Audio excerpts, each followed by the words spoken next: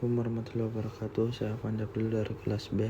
Mari kita bahas satu persatu. Satu, keuntungan dan risiko penerbitan obligasi internasional dan perusahaan teknologi XYZ. Keuntungan: akses ke sumber dana yang lebih besar. Dengan menerbitkan obligasi internasional, XYZ dapat mengakses pasar global dan menarik investor dari berbagai negara yang mungkin memiliki kapasitas lebih besar daripada sumber pembiayaan domestik.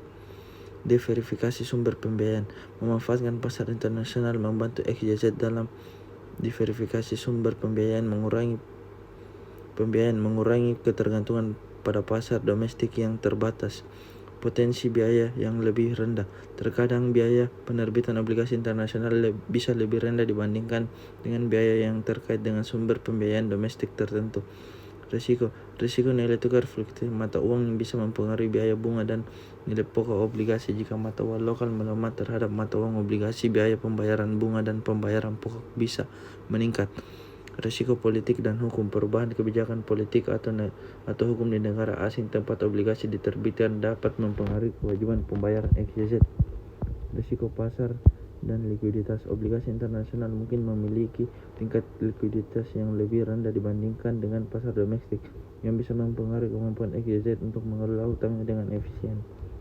2. Analisis risiko mata uang dalam penerbitan obligasi internasional. Perusahaan seperti XYZ akan melakukan analisis mendalam terhadap risiko mata uang sebelum menerbitkan obligasi internasional.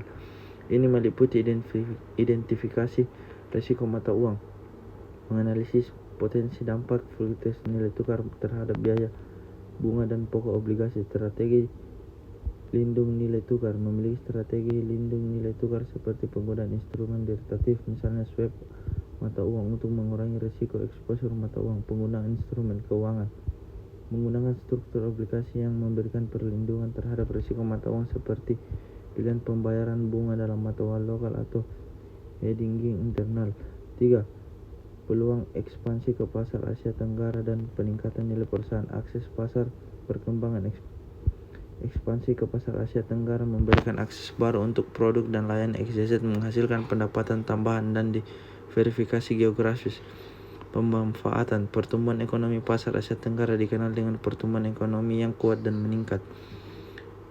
Penetrasi teknologi yang dapat meningkatkan permintaan terhadap XYZ, meningkatkan nilai perusahaan. Dengan ekspansi ini, XYZ dapat meningkatkan nilai perusahaan dengan memperluas basis pelanggan, memperluas pangsa pasar, dan meningkatkan skala operasional. Sekian dari saya.